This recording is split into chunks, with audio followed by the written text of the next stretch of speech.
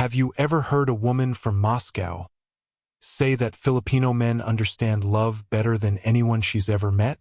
It sounds strange, doesn't it? Russia, the land of literature, art, and deep passion, known for its fierce, stoic lovers, suddenly praising the tenderness of men from a tropical archipelago thousands of miles away. But that's exactly what happened to Elena, and what she discovered in the Philippines changed how she defined love forever. It started with a decision that even her closest friends couldn't understand.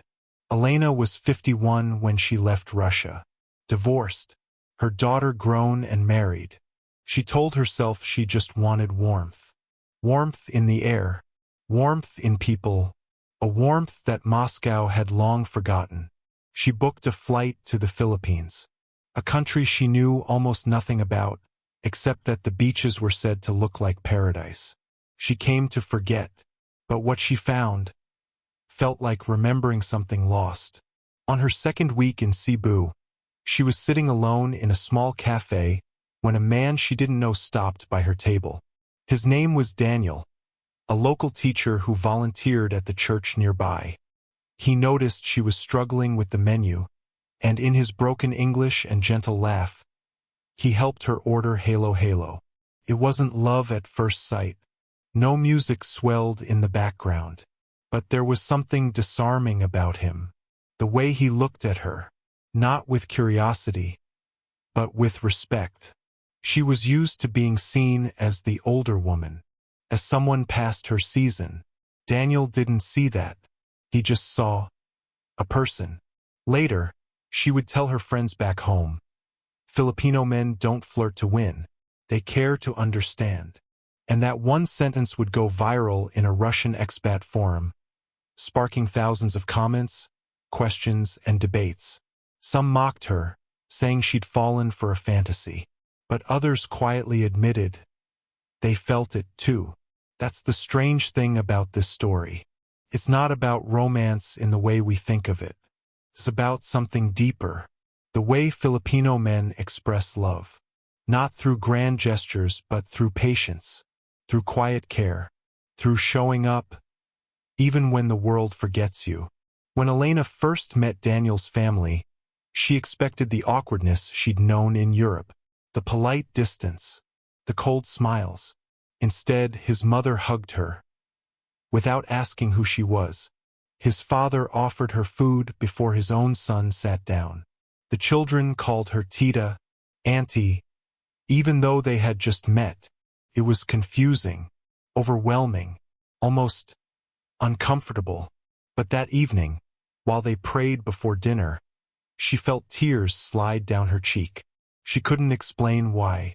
Maybe because for the first time in a long, long time, she felt like she belonged.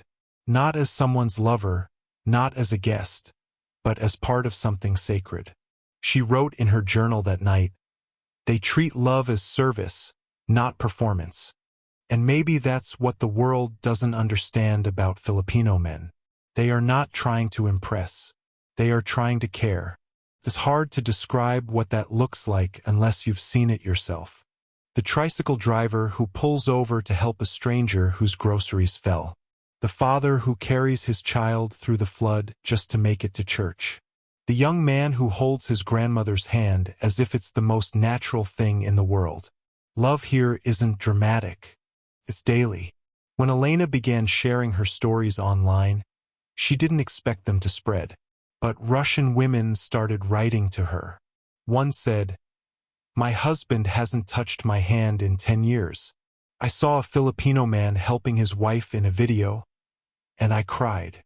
Another confessed she had met a Filipino seafarer in Norway and was shocked by his humility. He said he missed his mother's cooking more than he missed money. These women weren't chasing a fantasy. They were longing for something they'd forgotten existed. Gentleness without weakness. Devotion without control. Elena started calling it the quiet strength. And she said Filipino men had it in their blood. When asked what she meant, she told a story that silenced the room. Daniel's father, a retired soldier, had once walked for miles during a typhoon to bring food to an elderly neighbor. When she asked him why, he just smiled and said, "Because that's what we do. No need for thanks. No need for recognition. Just the instinct to love. Not for reward, but for purpose." There was something ancient in that. Something sacred. It reminded Elena of her grandfather, a war veteran who used to say that love is not a word. It's an act of endurance. And maybe that's why she stayed. Not because she fell in love, but because she saw what love was supposed to look like.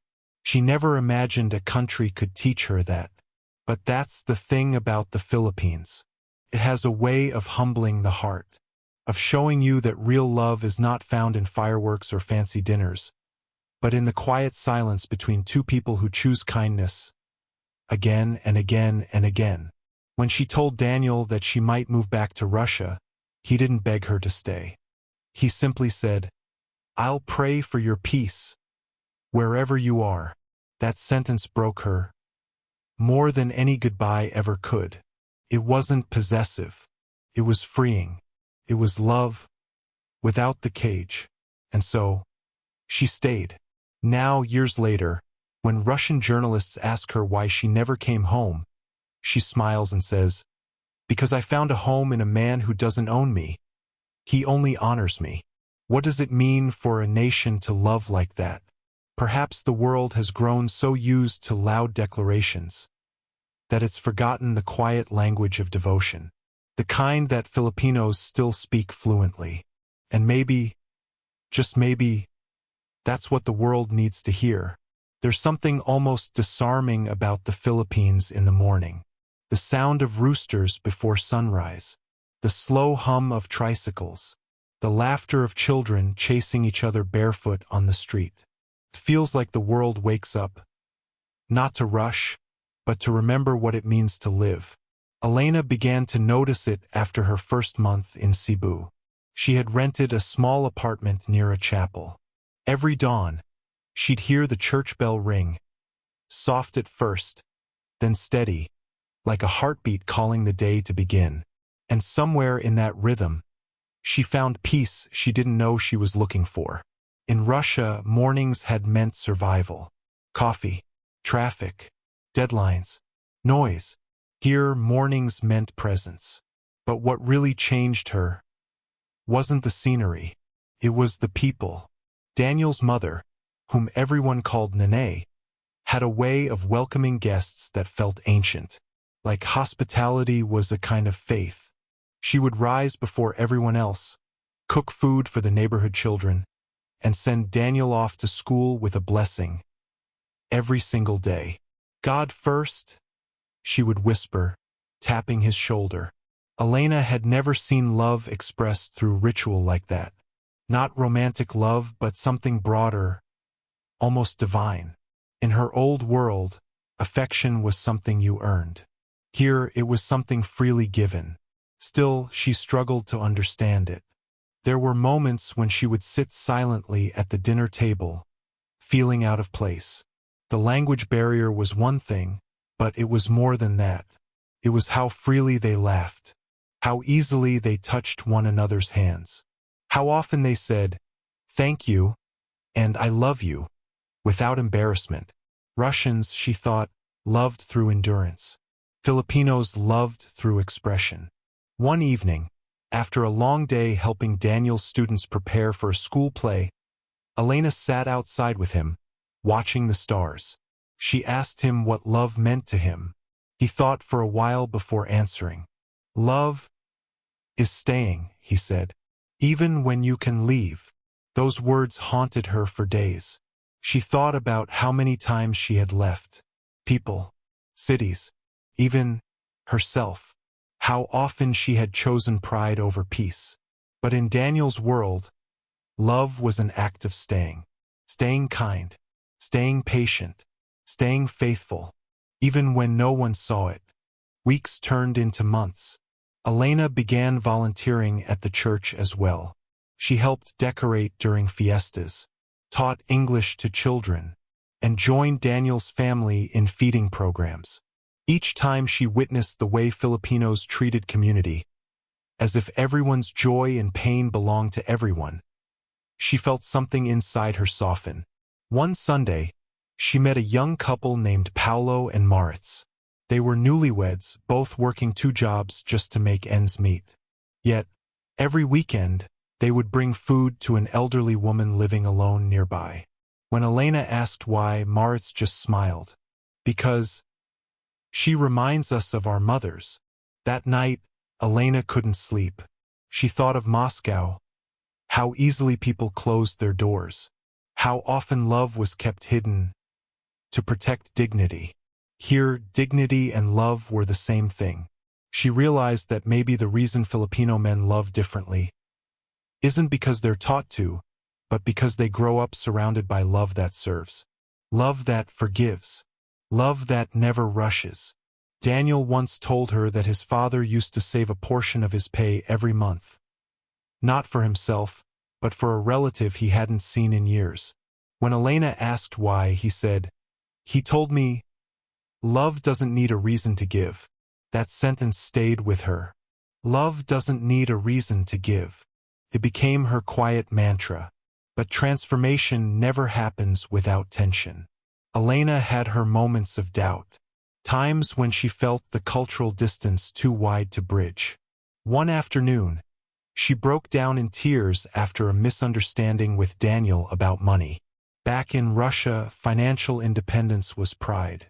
In the Philippines, Daniel saw sharing as trust. When she refused his offer to help, he looked hurt. Not offended, just sad. Later that night, he left a small note on her table. It read, "You don't have to need me, but I hope you let me care." It was the gentlest apology she had ever received. And it wasn't even her fault. That's when she began to understand the difference. Russian love, as she knew it, often fought to prove strength. Filipino love didn't fight at all. It endured, quietly, with dignity. It didn't need to be loud to be real. One morning, she watched Daniel help a stray dog that had been hit by a motorbike. He stopped traffic, carried the animal to the side, and stayed with it until someone came with help. No one applauded. No one even noticed. But Elena did. And in that small act, she saw the entire soul of this country. Compassionate, even when unseen. She began writing again, something she hadn't done in years.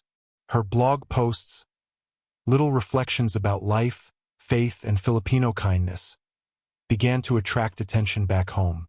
Russian women were fascinated. They called her the woman who found love in the East. Some even asked her if Filipino men were truly that gentle. She always answered the same way. They are strong enough to be gentle. The irony wasn't lost on her. In Russia, strength often meant silence. Here, strength meant softness, the ability to remain kind in a hard world. And slowly, she found herself changing, too. She started praying before meals. She began calling Daniel's mother Nene. She stopped counting time and started feeling it. One evening, as they watched a local parade, Daniel turned to her and said, "You know, you laugh differently now." She smiled. "Maybe because I finally understand what joy feels like." He nodded quietly. "Maybe because you finally feel loved." And she did. But not in the way she had expected. Not through passion or drama, but through the daily peace of knowing that love could be simple and still be enough. Sometimes she'd stand by the shore at dusk and whisper to herself, "How can a small country hold this much heart?" The question was never answered, because maybe that's the beauty of it. Some love doesn't need to be understood. It only needs to be witnessed. And Elena, without even realizing it, was already becoming the witness the world needed. It happened on a night that began like any other. The rain had started falling around 6 o'clock in the evening. That soft, steady kind of rain that makes everything feel slower, quieter. The street vendors packed up their carts. Children ran home. and Daniel offered to walk Elena back to her apartment. She insisted she'd be fine. She had grown used to walking alone. But that night, something in his eyes told her not to argue. As they walked under one umbrella, she caught herself looking at him differently. Not as the man who had become her companion, but as someone who carried a kind of calm the world desperately needed. He didn't rush her when she stopped to tie her sandals. He didn't complain when the water soaked through his shoes. He just walked, steady, warm, patient. When they reached her gate, she thanked him softly. Then, without thinking, she asked him the question that had been living in her mind for months. Why are you so kind, Daniel? Even when people don't deserve it. He smiled. Because kindness isn't about them. It's about who you decide to be. That was the moment. The one she didn't expect would break her.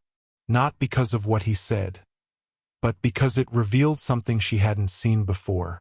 In Russia, she had always been taught that love was a battle. A dance of power and pride. You gave affection only when it was safe. You withheld it when it might hurt. But here, this man loved like it was air. Necessary, effortless, and freely given. The next day, a storm hit Cebu. It wasn't just rain this time. It was the kind that turned streets into rivers. Electricity went out. Trees fell. The sky roared like a wounded animal. Elena stayed inside, listening to the thunder, clutching her phone, praying Daniel was safe. Hours passed. Then she heard a knock at her door. When she opened it, he was standing there, soaked to the bone, holding a small paper bag. Inside was bread, a candle, and a thermos of coffee. You didn't have to come, she said, trembling. I know, he replied, but I couldn't rest. Knowing you were alone. It was the simplest act of care. Yet in that moment, it shattered something inside her. Because love, real love, wasn't supposed to prove itself with words or promises. It was supposed to show up. Even in the rain, she started crying. Not because she was afraid, but because she realized she had spent her whole life chasing love that performed, not love that persevered. When the storm eased, they sat by candlelight, sipping coffee in silence. There were no confessions, no declarations, just peace, the kind that fills the room when two souls finally stop running. Days later, she learned that Daniel had helped several neighbors before coming to her. He had carried a baby to safety. He had fixed an old man's roof with his bare hands. He had done it quietly, without mention. That, she thought, is what separates Filipino love. It doesn't need to be seen to be sincere. That night became the turning point, not only in their story, but in hers. She began seeing everything through that lens. The jeepney driver offering his seat to a stranger. The young man bowing to his elders. The fisherman praying before sailing. It wasn't just Daniel. It was the country itself. She started writing again. Longer this time. Her next blog post was titled, "The Country That Loves Quietly." It went viral within days. Russian media outlets picked it up. They called her the woman who discovered the Filipino heart.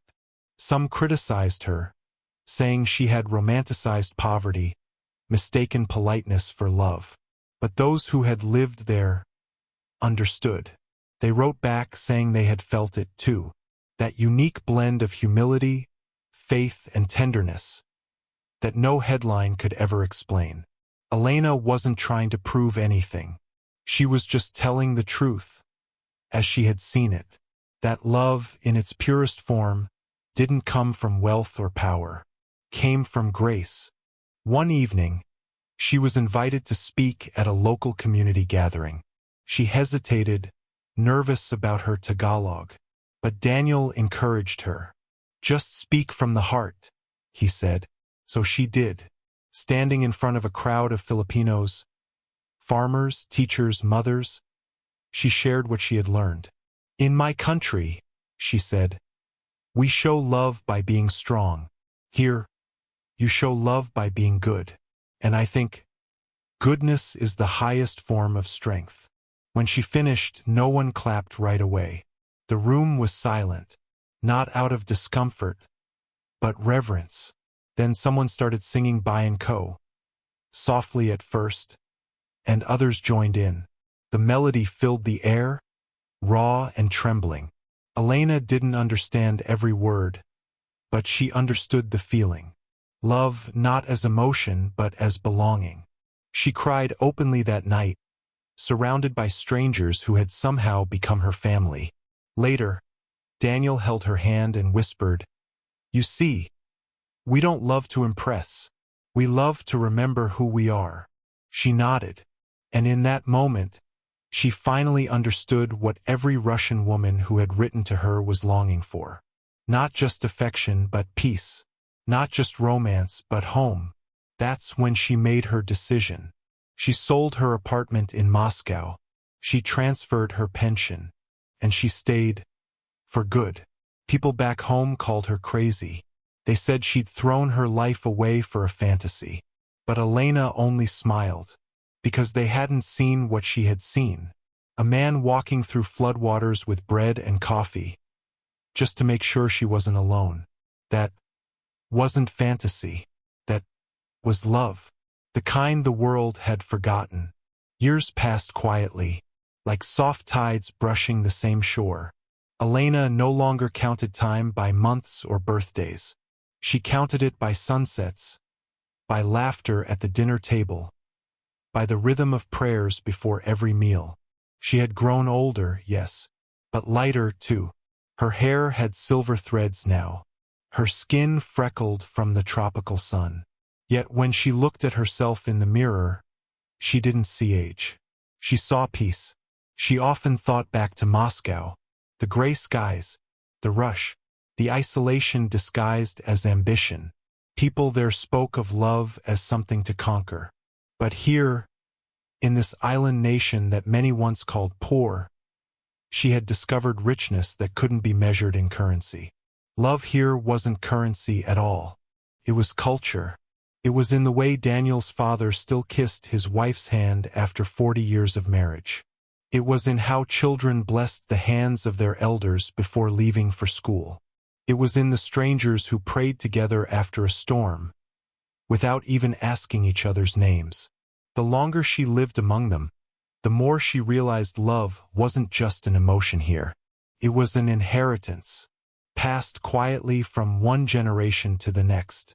Sometimes she'd sit outside their small house overlooking the sea, and local kids would come running by, shouting, laughing, barefoot, and free. She'd wave, and they'd call her Lola Elena, Grandmother Elena. That name, more than any title she'd ever held, filled her heart to overflowing, because it meant she belonged. One evening, as the sun melted into gold and orange, she asked Daniel a question that had been living in her heart for years. "Why do you think Filipino men love the way they do?" He looked out at the horizon before answering. "Because our mothers taught us that love isn't about what you feel. It's about what you give." He said it so simply, but the truth in it ran deep. Maybe that was the secret all along. Love that wasn't measured by intensity, but by consistency. Love that wasn't trapped in romance, but spread through community. Elena often received messages from Russian women who had followed her story. Some were curious, some were skeptical, but most were moved. One wrote, "Your words made me realize I've never been loved like that, but now I know what to hope for." Another said, "I used to think men like that didn't exist. Maybe I was just looking in the wrong place." Those messages used to make her emotional. Now they made her reflective, because she knew what they were really asking wasn't "Where can I find a Filipino man?" They were asking, "How can I be loved like that?" And maybe the answer wasn't about who, but how. She began to understand that what made Filipino love different wasn't bound to nationality. It was a way of being, shaped by faith, family, and humility. The men here didn't learn love from romance movies. They learned it from watching their fathers kneel in prayer, their mothers work silently for everyone's good, their grandfathers endure hardship without complaint. That's what the world had missed. Love wasn't supposed to be loud or perfect. It was supposed to be patient. And in that patience, the Filipino heart had become a kind of quiet revolution. Years later, when a Russian television network invited her for an interview, she accepted. The host introduced her as the woman who left the cold for love. But she smiled and said softly, "No, I left the cold for warmth and found love along the way." The host laughed politely, asking her if she missed her old life. Elena looked at the camera and said something that made the studio go still. "I don't miss a life where love was measured by pride. I found a life where love is measured by presence. In the Philippines, love isn't something you chase. It's something you share." There was silence for a moment. Then the host whispered, "That's beautiful." Elena smiled. "It's not mine, it's theirs." After the interview aired, thousands of women wrote to her again. Some from Russia, some from Ukraine, some from Europe. And the message was the same. They were tired of love that hurt, of men afraid to feel. They wanted what Elena had found. Not Daniel, but the spirit he represented. The Filipino way of love, gentle, steadfast, unashamedly kind, had become a message the world didn't know it needed. Back in Cebu, life went on. Daniel's hair turned gray. Their hands aged together. They built a small garden by the sea. Every morning, he'd bring her coffee and she'd say, "You spoil me." And every time he'd answer, "No, I thank God through you." That was his language of love. Gratitude. And she realized maybe that's why it felt so different. Because gratitude turns love from emotion into devotion. One evening during a fiesta, as music filled the air and fireworks painted the sky, Elena looked around at the faces glowing in the light. The children dancing, the elders clapping, Daniel smiling beside her, and she thought, "The world calls this a small country, but I've never seen hearts this big." Later that night, as they walked home hand in hand, she whispered, "Do you ever wonder why people say Filipino men love differently?" Daniel chuckled. "Maybe because we love the way our mothers pray, quietly, but forever." She pressed her head against his shoulder. The night breeze smelled of salt and hope. That's when she realized love wasn't supposed to change the world with noise. It was supposed to remind the world what it had forgotten. That kindness is power, and humility is beauty. And if the world ever truly listened, maybe it would learn from this small nation of islands how to love without condition, how to give without reason, how to hold someone, not with pride, but with peace. As the waves whispered along the shore, Elena closed her eyes and smiled. She thought of every Russian woman still searching, every heart still afraid to be gentle. And she wanted to tell them this: if you ever doubt that love still exists, come here. Come to the Philippines. Watch how a man helps a stranger. Watch how he treats his mother.